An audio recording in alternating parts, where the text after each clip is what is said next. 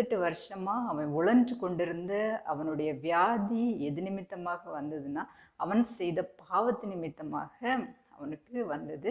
அது அவனை 38 வருஷமாக அவனை முடக்கி போட்டது. அவன் நடக்க முடியாமல், எழுந்திருக்க முடியாமல், அவன் வாழ்க்கையே முடக்கி போட்டது.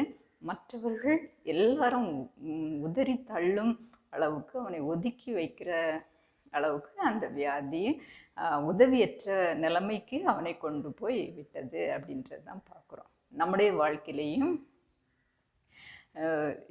சில காரியங்கள் நம்மளை முடக்கி போட்டிருக்கிறதா? உங்களுடைய வாழ்க்கையிலையும் பல வருடங்களாக உங்களை முடக்கி போட்டு கொண்ட சில காரியங்கள் உங்களுடைய வாழ்க்கையில் இன்னும் இருக்கா? இந்த நாள்லையும் கர்த்தர் இந்த இடத்துலேருந்து எழுந்துரு அப்படின்னு கர்த்தர் சொல்கிறாரு. உங்களை முடக்கி போட்டு உங்களுடைய வாழ்க்கையின் பல சூழ்நிலைகளிலிருந்து இந்த நாள்லையும் எழுந்து